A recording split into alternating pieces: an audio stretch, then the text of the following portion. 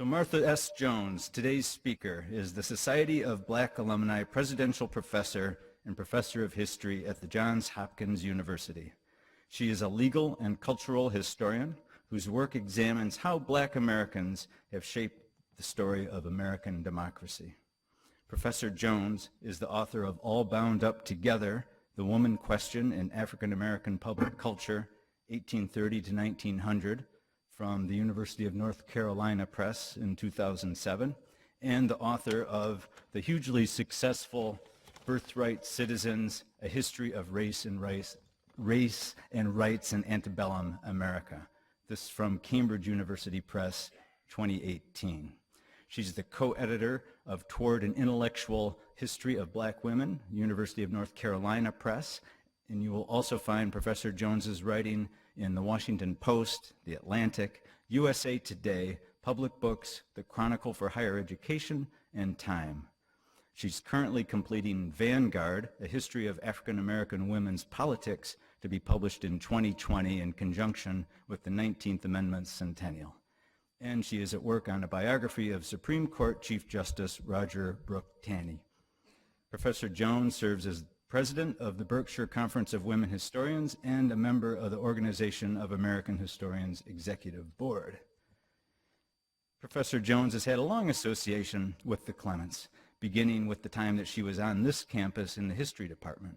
She worked with Brian Dunnigan on class projects mapping the African American communities of Detroit, and many of you will remember the innovative exhibits, conferences, and workshops that she produced with the Clements, like Proclaiming Emancipation, Reframing the Color Line, and the Arabella Chapman Project.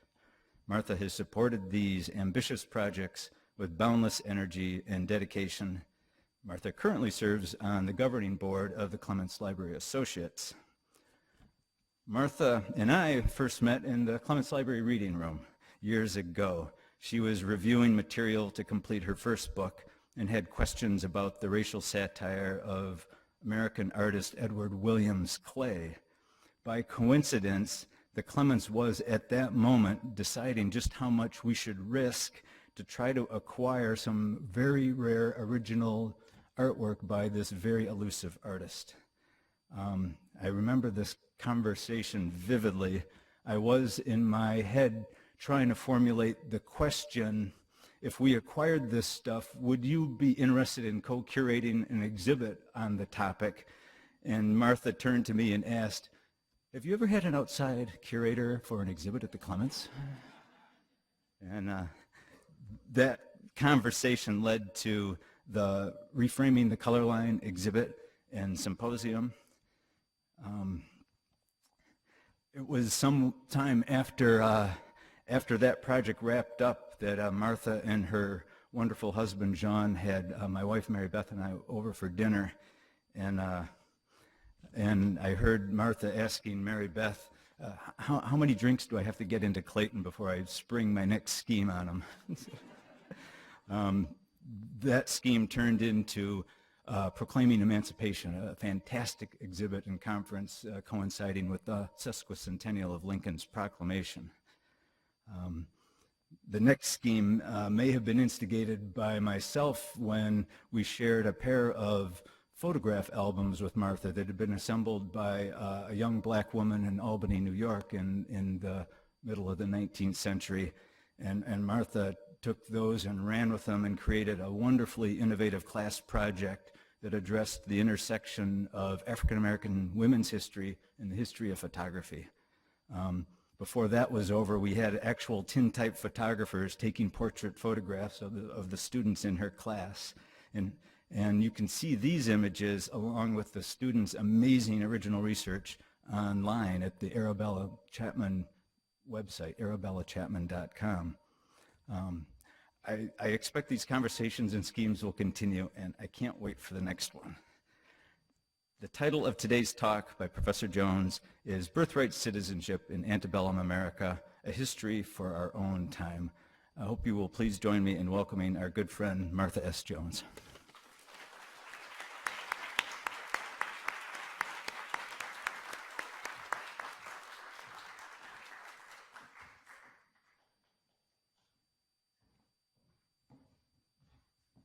Good evening. I'm going to see if I can get my, well, let's see. Maybe someone will come and tell me how to get this rolling again. It seems to have muted itself. But I want to get started first by saying thank you to the Clements Library. Anybody who asks me knows that really from my very first week on this campus a long time ago in fall of 2001, the Clements was immediately my most favorite place on this extraordinary, rich, and diverse campus. And as Clayton has suggested, I made myself a little bit of a presence, sometimes a lot of a pain in the neck, but I treasure our collaborations, and it's really a privilege today to serve on the Board of Governors of the Clements and continue to come back and encourage it to thrive. It doesn't need a lot of encouragement, but I'm happy to offer that and more. I'm going to talk today from Birthright Citizens, and my task is sort of twofold.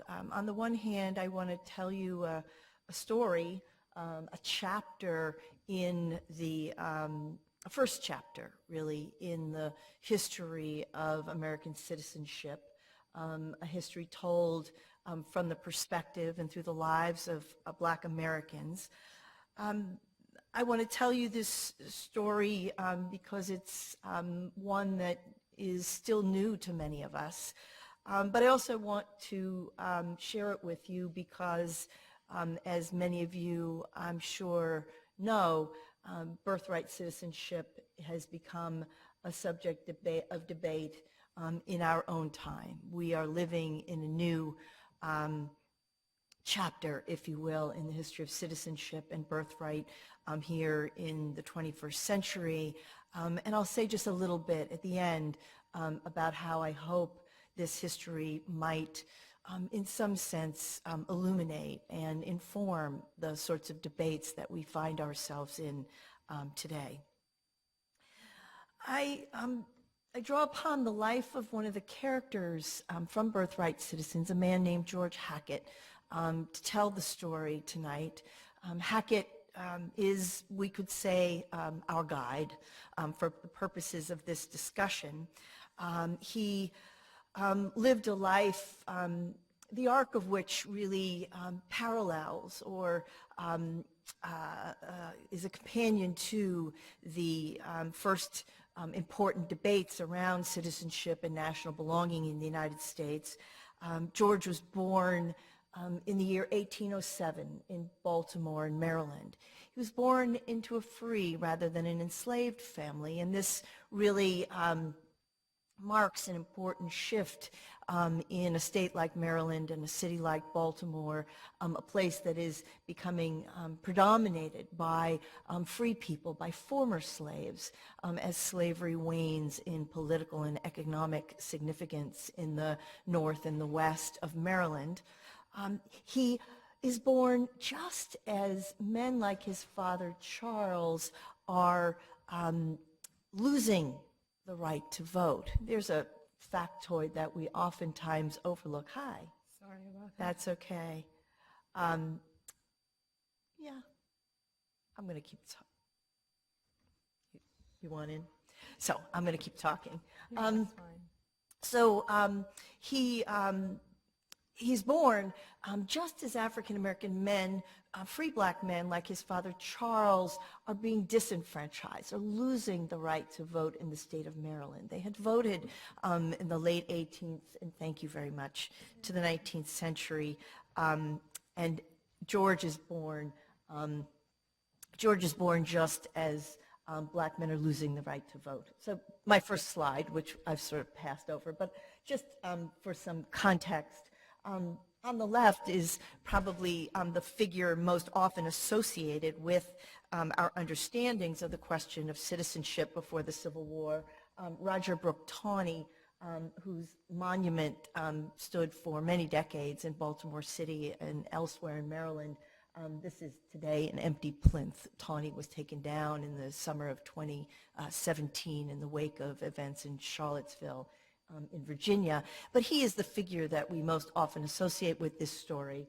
On the right is what is the grave marker of George Hackett, who I'm going to talk with you about tonight. And I want to offer Hackett to you as an alternative, a complicated, overlooked, and yet to be recovered figure who I think is a rival, if you will, to Tawney. These two men, one white, one black, one a Supreme Court justice, one a modest worker for most of his life. But together, their companion stories are really the story of race and citizenship. So, the thrust of Hackett's vision here at the beginning of the 19th century is probably best captured by the words of Martin Delany. Delany was an anti-slavery activist, a minister, a journalist, and a prolific writer. But he writes in 1852 of Black Americans, he says, "We are Americans having a birthright citizenship. Our common country is the United States. Here were we born, here raised and educated. Here are the scenes of childhood, the pleasant associations of school-going days, the loved enjoyments of our domestic and fireside relations, and the sacred graves of our departed fathers and mothers.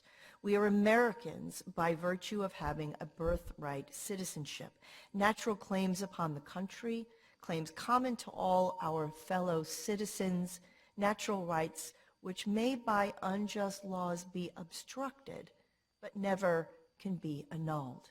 This is 1852, more than a decade and a half before Congress will draft a 14th Amendment that constitutionalizes birthright citizenship. Black Americans have been already for decades at work on this idea, advocating for its force in American law and politics, and that's the story we'll journey together with today. So if you're George Hackett and you're a young man in Baltimore City and you want to study you have questions about yourself and how you stand before the law, where you stand before the Constitution, where might you look? Well, one of the things about young George's life that's remarkable is probably the very first place he studied law was at his own family kitchen table, so to speak, in the salon, in the parlor, at home. His father, Charles, was a remarkable lay leader in early Black Baltimore. For example, a founder of that city's African Methodist Episcopal Church, the AME Church in Baltimore, an institution that it turns out in order to establish, one must know a great deal about law to incorporate, for example, the church. In Charles's case, purchasing the freedom of the gentleman who will be the church's first minister. It turns out you need a lot of spiritual sensibility in order to found a religious denomination, but you need to know a great deal about law. Charles Hackett is such a student of law that when the AME Church goes to publish its own laws, its doctrines and discipline, if I have any Methodists in the room, you know this is the guiding text for all Methodists across the globe. Well, Black Methodists must draft their own law, and Charles is charged with raising the funds and then seeing to the publication of church law in these early decades of the 19th century. He's also an agent in Baltimore City for the very first African-American newspaper published in the U.S. beginning in 1827, Freedom's Journal. And when we go through the pages of Freedom's Journal, we appreciate the ways in which that newspaper is a sort of primer in the history of the Constitution and of law for African Americans who are, of course, in these years excluded from the formal study of law. They cannot read with a lawyer, which would be a very typical way of studying and becoming licensed to practice law, nor can they attend law school. But their own newspapers become the sort of place where a young man like George can go and in fact learn a great deal. But of course, these are men who are also studying formal texts like constitutions. And we might ask what they find there. Well, it turns out not enough. The U.S. Constitution of 1787 is largely silent on the question of citizenship, of who is a citizen and who is not. The Constitution distinguishes between enslaved people, free people, and Indians, but never directly comments on the status of former slaves who are now free. It guarantees to citizens something called privileges and immunities, but it never tells us who's entitled to those privileges and immunities as a citizen. Black Americans are intrigued by what was then an infrequently invoked bit of the Constitution that will be familiar, I think, to most of you, which is that the president must be a natural-born citizen of the United States. And they take up this language in two respects. They say, first and foremost, well, if the president is a natural-born citizen, there must be such a thing, and aren't we natural-born as any citizen, as any president? And secondly, what they say is that there's no color line in this Constitution. And so if there's such a thing as a natural-born citizens, we must be citizens as well. This is the kernel, this is the beginning of the concept of birthright citizenship as Black Americans take it up. And you can hear the way in which they are working with the sorts of texts available to them in order to begin to make their case. Now, they also look at the Maryland State Constitution. There they find, in fact, there is no usage of the term citizen at all. The state constitution is no help. And these circumstances in these founding documents function in two ways at the same time. On the one hand, it leaves a lot of room for doubt. Right? Those who would deny or question the citizenship of Black Americans use the silences in the Constitution, fill them in with their perspective, but it also leaves men like Hackett with the opportunity to build a case for their own belonging. You might ask, why citizenship? Why do these budding activists become preoccupied, and they are preoccupied with citizenship? There are two pressures that are operating in their lives that are really bearing down, and they hope that citizenship, the claim to citizenship, might function as a sort of bulwark against them. The first is a political movement that we call colonization. And colonization is a sort of curious anti-slavery philosophy. Colonizationists concede that slavery in the United States will end. It might be years or decades or even a century, but colonizationists since the 18th century have conceded that slavery is not an institution that will continue in perpetuity. Instead, they accept that slavery will end, and their question, their project is then how to ensure that going forward in the wake of slavery's demise, that the United States will continue to be, as they put it, a white man's country. With this view in mind, colonizationists establish the American Colonization Society. They lobby in Congress and in state legislatures. They raise funds. They outfit ships. They cajole, coerce, persuade, and otherwise work to entice former slaves to accept their offer, if you will, and to relocate, principally to Liberia and West Africa, but in other periods to Trinidad, to the Caribbean, to Haiti, to Canada. Colonizationists are bearing down on people like Hackett, on his growing free Black community in Baltimore, with the aim of seeing that they will be removed. The second pressure on men like Hackett are what we call black laws. And these are laws that come out of the state legislature, and they regulate the everyday lives of former slaves. What kind of goods one can own or sell in a marketplace, what sorts of labor one can do, particularly skilled labor. Can you travel? Can you own a gun or a dog? Can you gather in public assemblies? Can you hold worship services without the supervision of a white minister?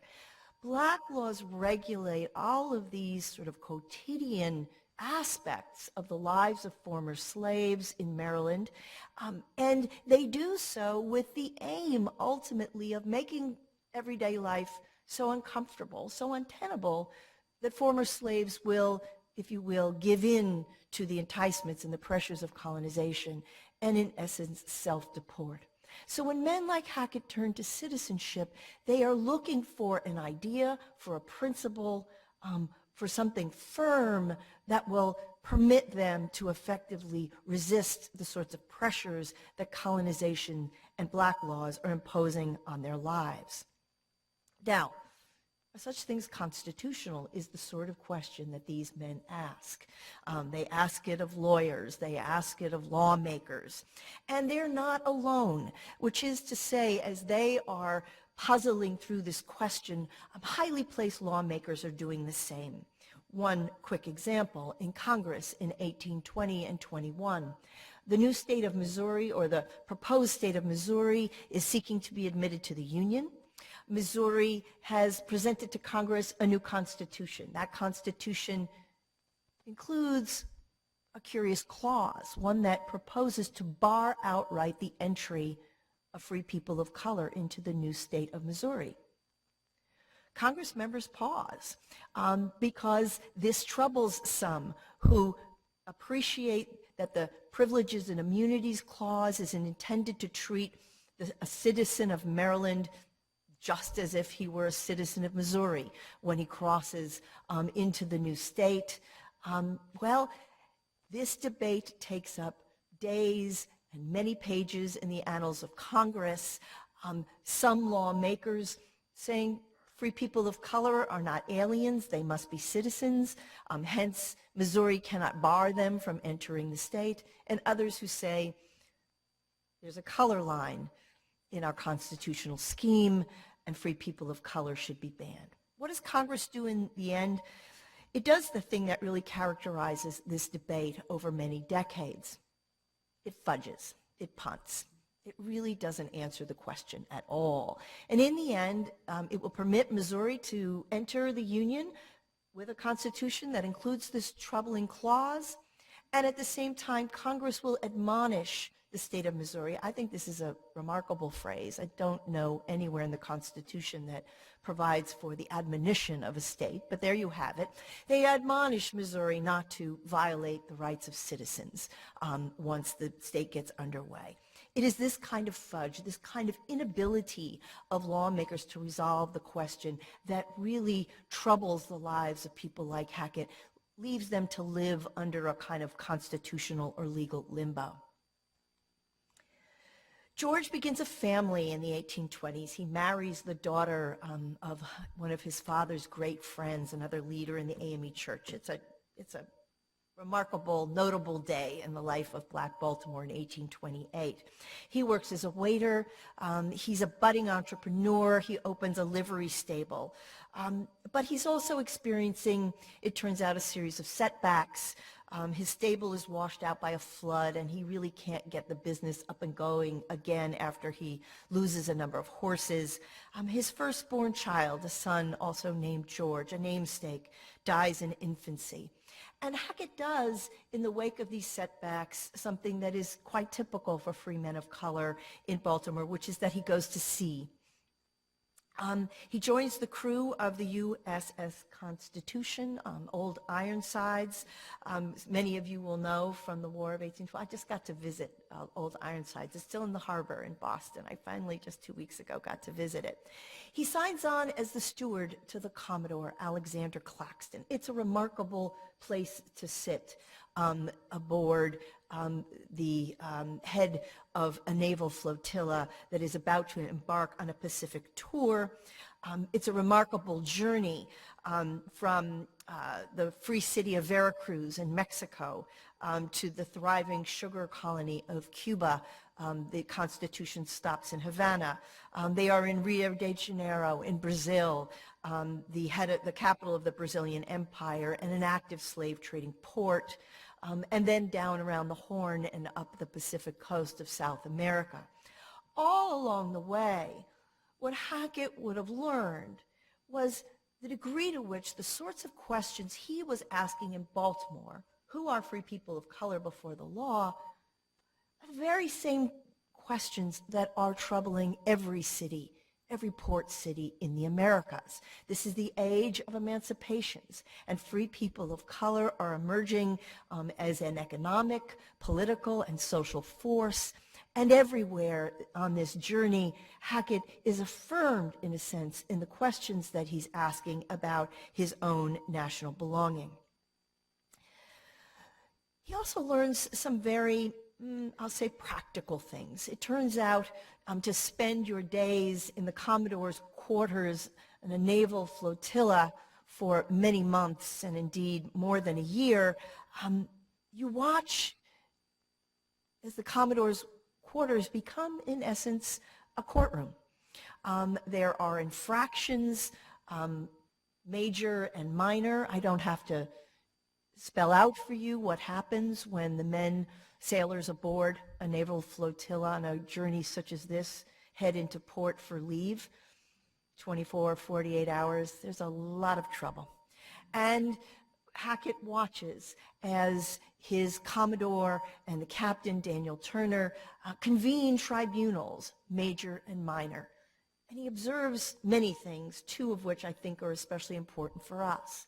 The first is that when a sailor, including a white sailor, is accused of a wrongdoing, when a black sailor is a witness, that black sailor can testify against a white sailor, something that is prohibited in Baltimore City.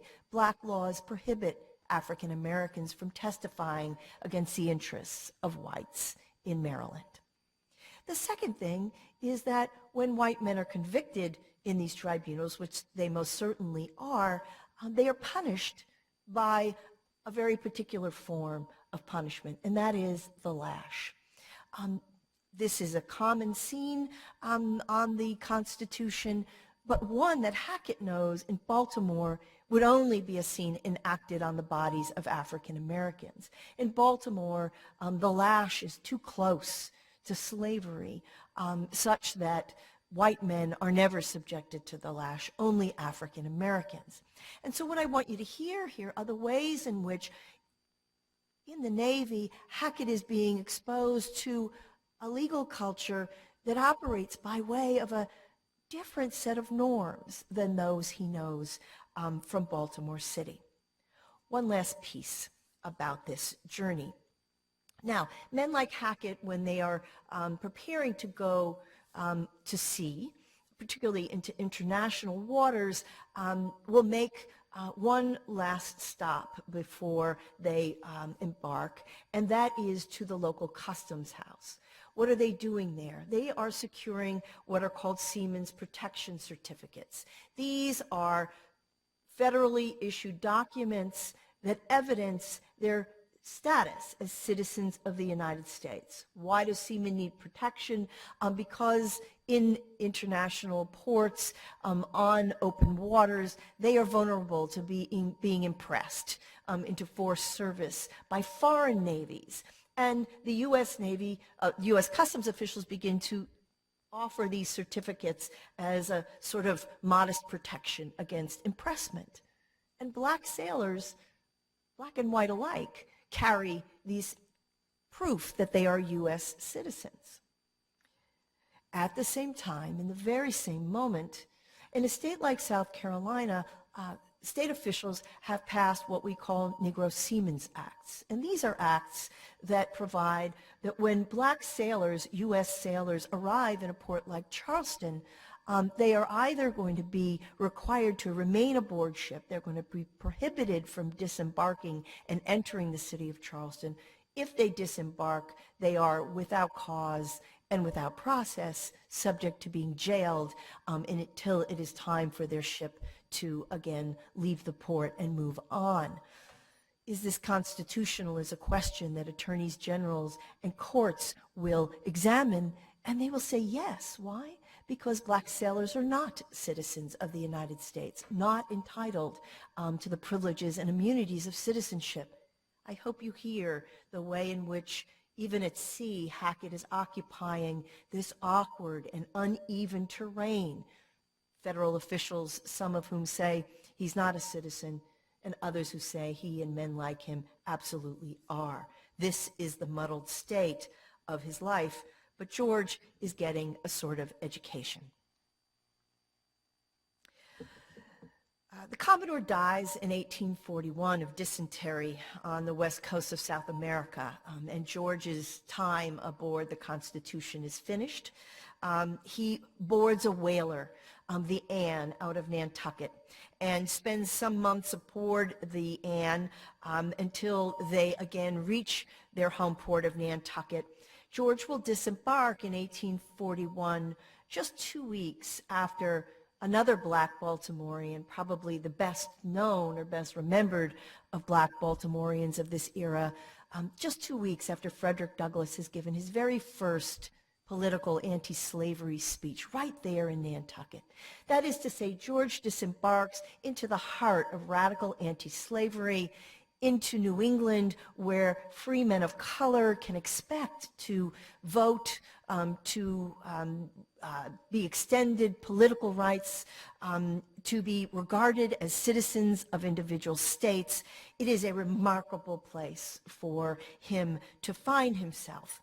And while I can't tell you much of what he does while he's there, it's what he does that I do know that is remarkable, which is that whatever he learns in Nantucket, whomever he meets, whatever kinds of conversations he has, before he's done, he gets a ticket home and comes back to Baltimore City. If men like Douglass have signed on to wage a struggle over citizenship in a free state like Massachusetts, Hackett elects to come home back to Baltimore and to wage that struggle there. He becomes one of the city's very few property owners very quickly, purchases a small lot and a house on Forest Street. His family is thriving, and we find in the local newspaper the marriage of his daughter, his oldest daughter, Henrietta, and it's a sort of society affair, very vividly described in the Baltimore Sun. Hackett has become himself a leader in the AME Church, following in his father's footsteps, now shepherding his denomination through its various trials. Was he a citizen? Was still a question that plagued him. How might he go about making his case? Well, it turns out he shows up here, and this is an image of the 19th century local Baltimore City courthouse that George Hackett will come to frequent. Here he will come to eke out, to piecemeal construct belonging and an entitlement to rights in Baltimore, case by case by case. The first time I find him here, it's 1844, and he's gotten into a dust-up on the street. Now, that's not unusual at all on the streets of Baltimore in this period, but Hackett gets into a dust-up with a white man named John Pitt. And rather than leaving it there, which is what we might expect, he walks over to this place, presents himself, and swears out a complaint. When it's the day of the trial, he appears. He manages to testify against Pitt, who is convicted, and before the day is over, Hackett goes home with $1 in his pocket, which is the customary fine. Now, what I want you to hear, of course, is that he's managed to defy the terms of the black laws that would have it, that would bar him from testifying against a white man like Pitt in this sort of proceeding. Hackett is testing the limits, defying even the limits, and redefining the kinds of rights he might enjoy in Baltimore City. I mentioned he's an elder in the AME Church, and that role, more so than any other, brings him into this courthouse on a regular basis. He is protecting the property of his denomination, the collective property of his church against the frequent attacks by speculators, predatory lenders, those who would prey upon the modest circumstances of Black Baltimoreans attempting to win control of their property. We find Hackett developing a very sophisticated capacity to understand not only the law of property, but the gamesmanship of the courthouse to ensure that the church that he has so long been affiliated with retains its interest in its edifice, in its lot, and in the integrity of the church community as a whole. Now, if Hackett is trying to, in a sort of piecemeal way, establish himself as a rights-bearing person with some success in this courthouse, Maryland's lawmakers are all too aware that he and men like him, as one commentator puts it, are carrying themselves as if they are people with rights. And this is said with disdain rather than admiration by this commentator. Maryland lawmakers in 1850-51 have the opportunity to rewrite the state constitution from the ground up. They are going to take a constitution that had been ratified in 1776, amended many, many times, its chaotic terms, and now regularize them, modernize this constitution for the second half of the 19th century. It's a big deal. It takes 18 months, and anyone who is a learned, distinguished, experienced lawmaker of any sort is a part of these proceedings. They've got a lot to accomplish, but one of the things they are clear about from the outset is that they are going to use this occasion to finally fix, to settle, to resolve the status of people like Hackett, people who are acting like they might have rights when perhaps they do not at all. This convention commits to finally resolving this ambiguity. I don't want to tell you how it ends. I'll just tell you that they spend months. Are they freemen? Are they aliens? Are they denizens? Are they human beings? Are they citizens? The convention as a whole cannot agree. They farm it out to a committee that then spends months drafting a set of resolutions that are intended to be incorporated into the final text of the Constitution. None of them are voted up, and the committee's work is set to the side. In the end, this Constitution, this learned body of men, resolve only one thing, and it's a punt. They say, let the legislature figure it out. They can't figure it out. It's remarkable. So here, Hackett is at the mercy of the state legislature, and at the same time, high courts are also examining the question, who are free people of color before the law? This is where Justice Taney comes into our story now in 1857. He will, in the case of Dred Scott versus Sanford, resolving the status and the right to sue of an enslaved man from Missouri, go on to opine that no person of color, no person of African descent, be they enslaved or free, can be a citizen of the United States. And for a long time, we treated Justice Taney's pronouncement as a resolution of this question. But when we dig deeper into the world of Hackett, what we learn are two things. One is that we are hard-pressed to find more than one lower federal court that actually enforces the terms of Dred Scott. That lower courts, when they are confronted with litigants, free people of African descent in the wake of Dred Scott, permit those people to come into the courthouse and to sue and be sued despite Dred Scott. That's one. Second, in the state of Maryland in 1858, in the next year, the High Court hears its own version of the Dred Scott case in a case called Hughes versus Jackson. Two free people of color, one has sued the other because his children have been kidnapped and being held as slaves. He wins at the trial court, custody of his children and $750, and the loser appeals to the state's high court. And when they get to the high court, The loser's argument goes something like, the state of Maryland should adopt the Dred Scott rule and should conclude that, as is true in U.S. courts, in Maryland courts, free people of color should be barred from suing because they are not citizens of the state of Maryland. And to my surprise, when I first encountered this case, the High Court in Maryland disagrees. It rejects that logic that comes out of Dred Scott and instead says, no, no, in fact, free people of color have the right to sue and be sued in the state of Maryland, and here's why. Now, don't get your hopes up. It's not because the High Court in Maryland is a racially egalitarian, forward-looking, nascent radical Republican body. Much to the contrary. Many of the High Court justices in Maryland are themselves slaveholders still in 1858.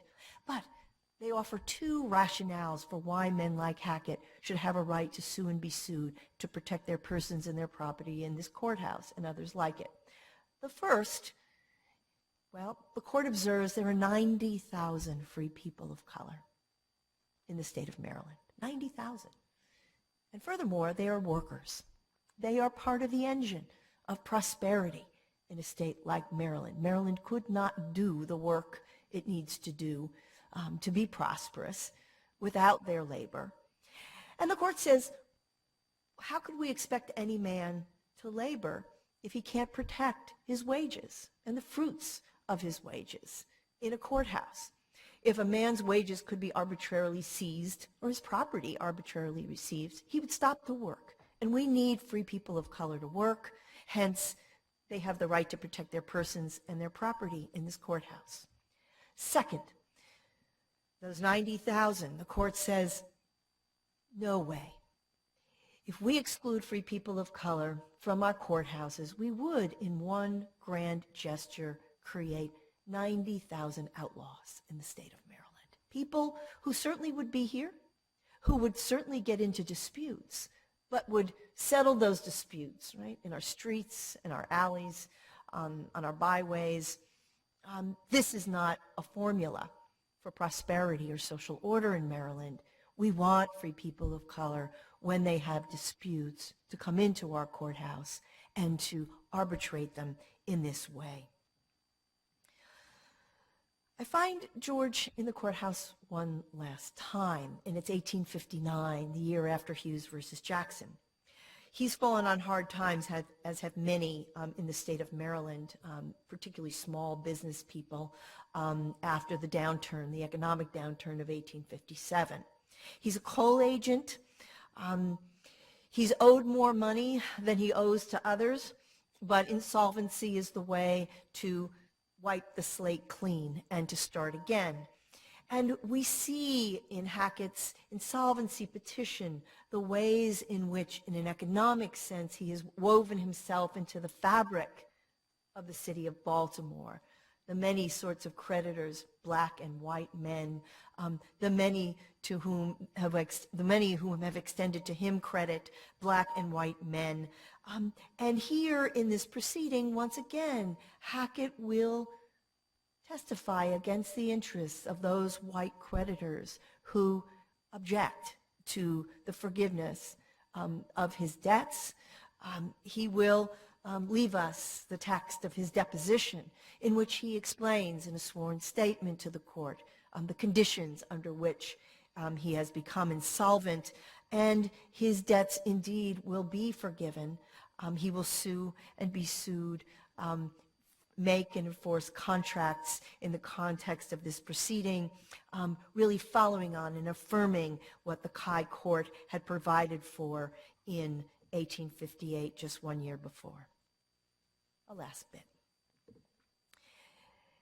In 1859, politics really shift in Maryland such that Hackett is drawn away from, or if you will, beyond the strategy that we've come to associate with the local courthouse. The Jacobs Bill is proposed in Annapolis, the state capital. It is a bill that addresses those 90,000 free people of color and gives them two options. Two options are proposed. Either submit to being re-enslaved, that is, find yourself a white person and give yourself to them as a slave. And if you don't want to be a slave, you must leave the state immediately. Well, this prospect is offered up by those in Annapolis who argue that the government, the state of Maryland, was made exclusively for the benefit of the white population. Free people of color have no rights. Hackett organizes. He circulates a petition. Hundreds of signatures are collected in Baltimore City, and he heads to Annapolis to confront lawmakers. He's petitioning his government. Some days we call that lobbying. It's sort of not as grand sounding as petitioning the government. But he makes his way to Annapolis and he confronts Curtis Jacobs, who's the proponent of this bill. There are two versions of this story. One version goes that voices are raised and then there are fists and they roll around on the courthouse lawn as they disagree over this bill. I'm not sure that happened, but it's a colorful interlude in this story of Hackett's life. What I am sure about is that he and Jacobs debate the terms of the bill in great detail and at great length. Hackett will explain that he speaks on behalf of the 90,000, right, the free people of color of the state of Maryland, that he is grounding his objections to the bill in what he understands to be his constitutional and legal rights, his objections to the great wrong and injustice being done to free African Americans as a body. And the bill is ultimately defeated. So Hackett's strategy has changed. He is growing into the challenges that face him, and he will continue into the era of the Civil War and early Reconstruction. This is a story that we know through 1862. Attorney General Edward Bates will issue a decision that for the first time out of Washington affirms that free people of color are birthright citizens, affirming this position that Hackett and others like him had long promoted. The Civil Rights Act of 1866 will, in its first section, provide that all persons born in the United States are citizens of the United States. 1868, the 14th Amendment will be ratified. Birthright will be constitutionalized. And I think you can imagine the kind of satisfaction on the one hand that George Hackett would have felt in seeing his ideas, this idea that he had crafted, helped to promote over many decades, finally enter the U.S. Constitution. But if you've gotten any sense of Hackett, you also won't be surprised when I tell you he's actually not sitting around in Baltimore waiting for Congress to catch up, right? So even before the Civil Rights Act of 66 or the 14th Amendment in 1868, Hackett has joined a Republican Party club in Baltimore and is a great proponent of the right of African American men to vote in the state of Maryland. He is lobbying before the city council, where for many decades Black Americans had been paying taxes, but had not been permitted to send their children to public schools. And he will be part of that movement that establishes the first public schools for Black children. He is a captain of the Butler Guard, the very first of the African-American-led militias in the post-Civil War era. Here he will line up with other former slaves, free African-American men, now all citizens, certainly in their own minds, and soon in a formal sense, in uniform, bearing arms, in formation, occupying the streets of Baltimore, making manifest, again, this claim to citizenship in new and powerful ways. Hackett doesn't wait at all for Washington to catch up. This scene is just in front of the Baltimore City Courthouse in 1870. It is a scene photographed just 2 weeks after George Hackett has passed away. It is the national celebration of the ratification of the 15th Amendment, which you know is that amendment to the Constitution that begins to extend constitutional protection to the voting rights of African American men. There's nothing short of poetry in the notion that this celebration would happen right there in the immediate shadow of the courthouse where Hackett had for all those years made his appearances and cobbled together a set of rights. Now those rights and the restoration of voting rights for African American men in Maryland is being celebrated here in this very same place. And I don't know if you're a believer quite as I am, but I think it's not going too far to say that we can imagine Hackett is here in spirit and in his own way smiling down and very much satisfied at this turn of events in Baltimore City. So with that, I'm going to say thanks very much, and I'm happy to take questions or comments. Thanks all very much.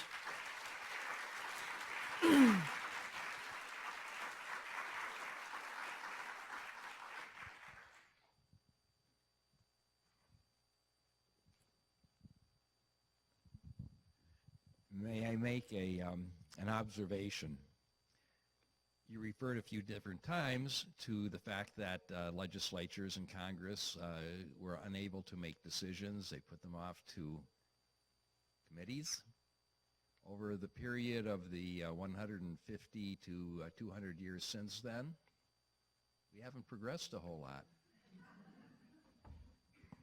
Yeah, well, if I could comment on your observation, I would say yes.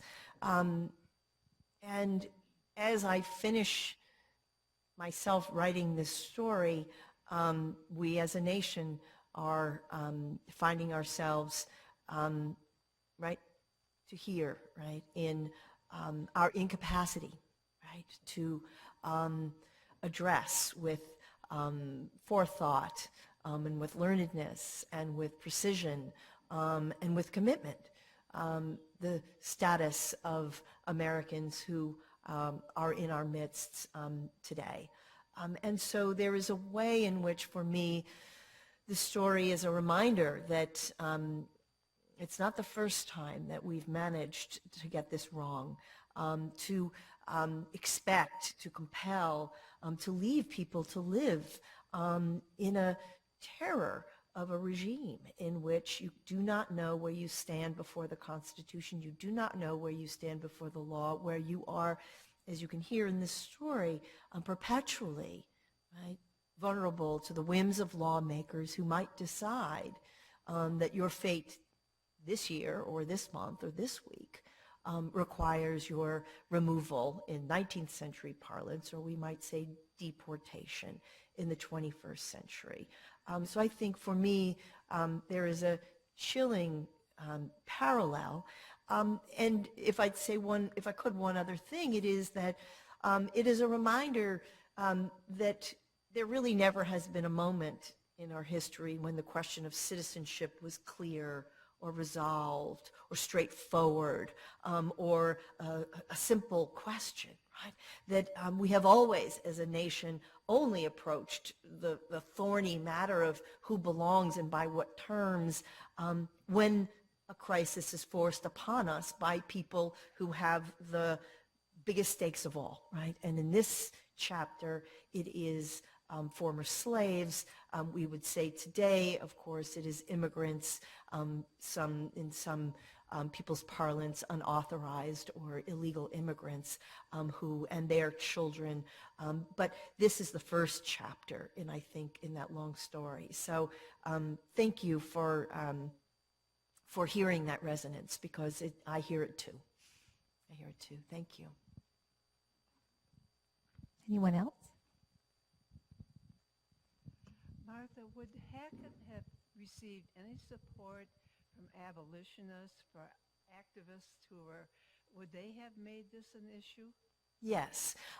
You're absolutely right to point out that abolitionists who are working primarily north of Maryland, are also making these arguments. We own at the Clements William Yates's The Rights of Colored Men, which is a pamphlet. Arlene is smiling because perhaps you know it, but Yates is an abolitionist from New York, from Troy, New York, who in 1838 is going to publish the first legal treatise on this question. Part of what's important in this story is that while Hackett's father had a very robust, dynamic, and close-knit relationship to free black activists in cities like Philadelphia and New York and Boston, that becomes increasingly difficult in Hackett's, George's generation. By the time we get to the 1850s, abolitionist literature, the promotion of abolitionist idea is sedition in the state of Maryland. And so this strategy of the local courthouse, that indirectness is essential, right, to George's success, but also his survival. Maryland is the state that will prosecute Samuel Green when he's a free black man from the Eastern Shore, when he's found to be in possession of Uncle Tom's Cabin. And so this is a different generation and a different sort of context where direct challenges, such as those that abolitionists are waging in the North, really are profoundly risky in the state of Maryland. Hence, George's, I think, adoption of these indirect but really powerful ways of challenging the same and raising the same questions. So thank you for that.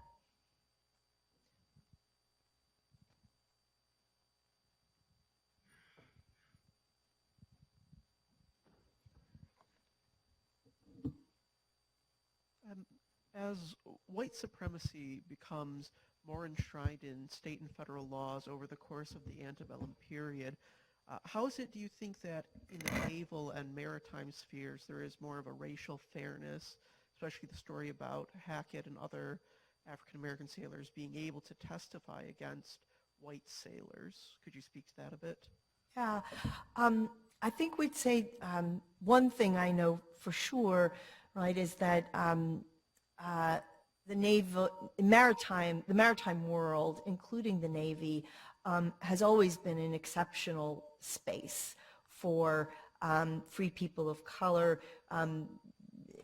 In this story, we could draw that back to certainly the 17th century, if not the 16th century. Ira Berlin's Creoles, right, who are figures who are people of color, who are politically, linguistically, culturally, have a kind of facility that permits them to move in and between many sorts of spheres of power and difference between empires on a grand scale, but even in the running of a ship or a flotilla. So there's a history to figures like Hackett that means that free people of color, free men of color have long been understood as essential, right? Even think about that logic in Maryland, right? It's not so different, right? In the maritime world, there's this sense, right, that free sailors of color are essential to the workings, right, to the efficient workings of this world, and hence they retain a set of rights. I'll say I have a former student who's here, Zach Coppin, in the history department, and Zach, well, I think has decided not to do this as a dissertation, I hope, going to continue to do this sort of ask this sort of question specifically about the Navy. But men like Hackett know it's an exceptional space, and that's precisely why they go, because they are able to enjoy and experience a kind of esteem, a set of rights and privileges that are very difficult to come by in a city like Baltimore, but more generally, certainly in the American South. So I think it comes out of that long tradition, and the Navy prides itself on this as an institution. It's remarkable to me to compare, for example, the archives of the local courthouse. The archives of the local courthouse in this period, every person of African descent is deliberately, self-consciously marked as such. It might be the word colored next to their name, or Negro next to their name, or FPC, free person of color. But there's a hyper-consciousness about a literal but a cultural distinction between black and white litigants in the Baltimore City courthouse. When I got to the naval records, the log books, for example, of the Constitution, what I discover is that no one is marked by color or race, that you have to triangulate if you want to, discern who are the men of African descent and how their experience might be different or specific, because naval officials don't keep records in that way. And it's a small, but I think really telling way in which race is not a central denominator. I think naval historians would say because the kind of labor demands on a frigate-like constitution are such that artificial distinctions between sailors is sure to undermine order, right? That everyone has to be willing to do every sort of job. When I visited the Constitution, this became very clear to me. And so race and the hierarchies of race really undercut, right, the capacity of a captain or a commodore to organize his crew with the versatility that he needs. And so this is one of the ways I think that naval historians would explain the relative. Now, there's plenty of racism aboard the Constitution. I wouldn't want to misrepresent it. And this particular tour was chronicled in the official records, but it was also chronicled by a sailor who wrote a sort of parody about this tour. And it's not in the formal records, but in his parody of the tour that we see the racism sort of brought to light for its, alleged humorous effect. And we get a flavor of how black sailors, despite this seeming formal equality, are subject to racism and racist ridicule, among other things. But we have to go sort of outside the formal record to see that. So thanks so much for that question.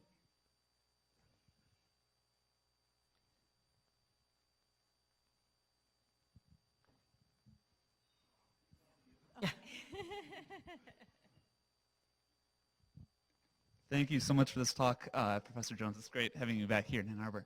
I'm curious to know a little bit more about the tumultuous nature of the citizenship question that you just alluded to in a response to another question, and specifically what happens after Hackett's death.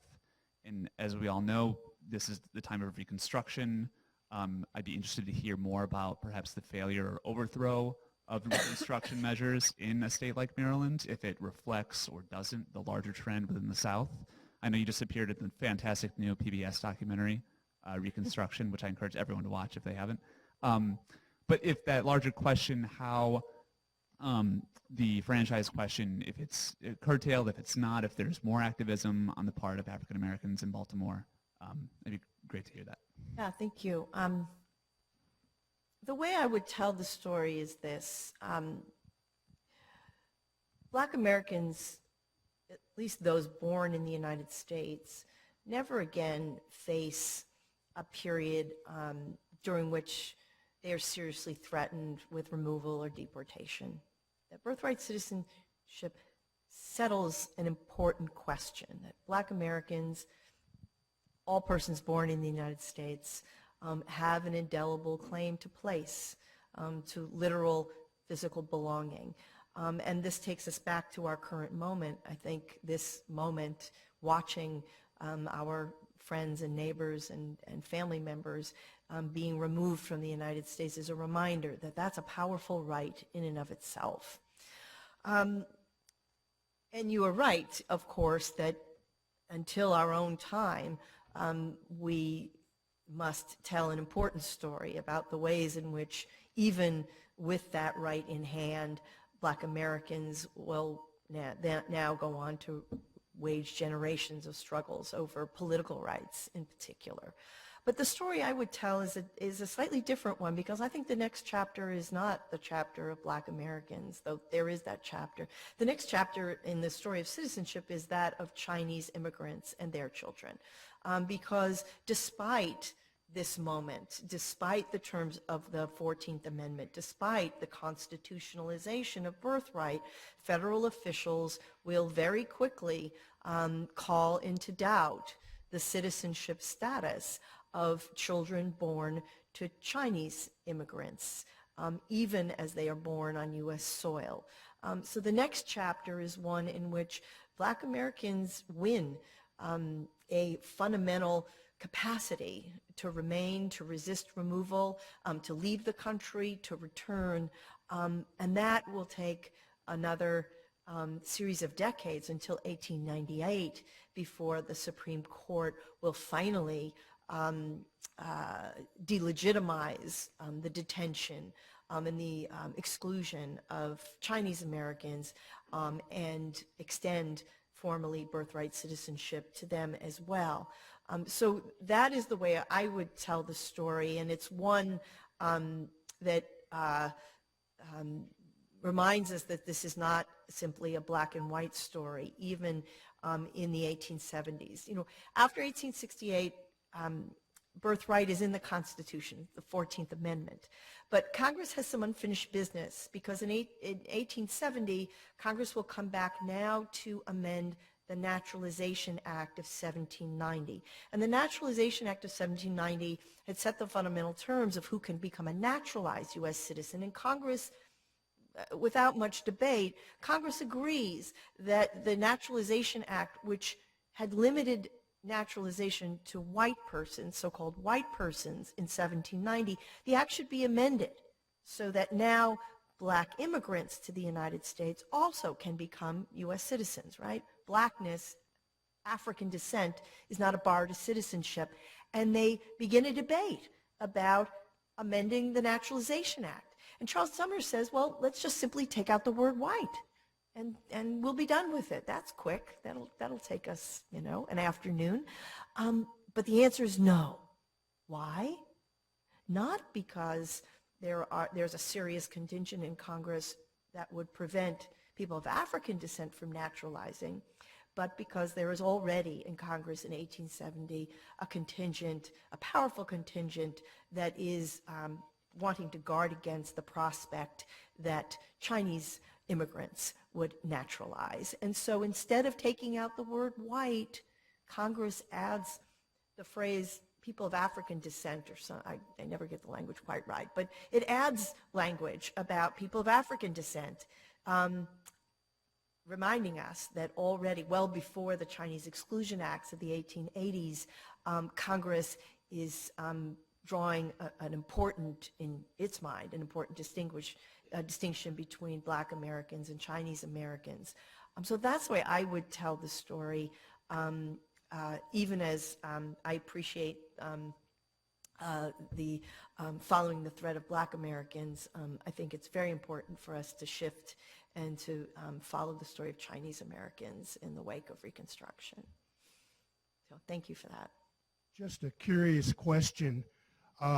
Was there any relationship between John Brown's raid at Harper's Ferry in 1859 and that Maryland legislative proposal to either become a slave again or to leave? Yes, and thank you very much for that. There are two historical antecedents, if you will, for Curtis Jacobs that make his bill a must. The first is John Brown's raid on Harper's Ferry, or what we know of as that has, of course, taken place south of Maryland in Virginia, but has reverberated to Annapolis, and Jacobs is aware of that. Now, say in Virginia, this legislation passes. It does not pass in Maryland. We're just, I think the distance matters in a figurative, but maybe in a literal way. So there is that. But Jacobs also invokes what? The Haitian Revolution.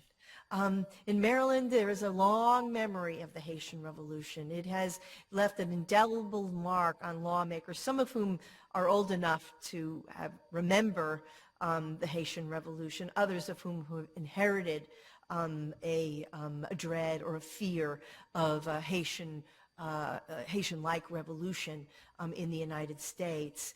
But in both examples, of course, it is the threat of uprising, right, that is on Jacob's mind, and John Brown's raid at Harper's Ferry is simply the most recent reason to fear and look to exclude free people of color. The first, as I understand it, the first proposal in the legislature goes all the way back to 1821. When Justice Taney's brother, Octavius Taney, in the legislature had proposed similar legislation in the wake of the Denmark-Vesey conspiracy. So these are events, if you will, that are deeply influencing the minds of lawmakers. Thank you for catching that.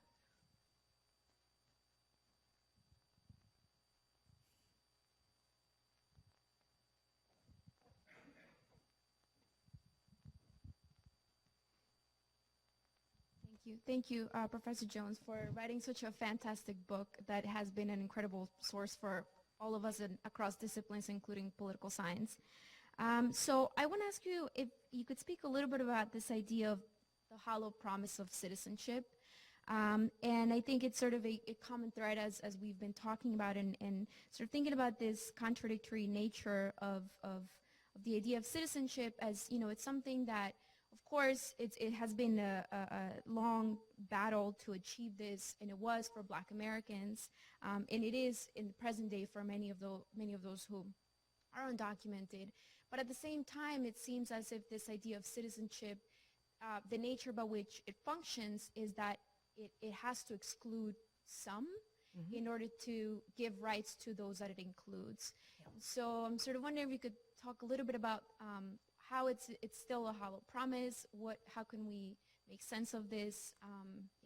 Yeah, thanks very much for that. I'm not sure that I would go so far as to say citizenship is a hollow promise. I don't think it's a hollow promise, right? That part of what this story taught me, right, is that this is a deeply meaningful, right? This is a deeply, the 14th Amendment, the constitutionalization of birthright is a deeply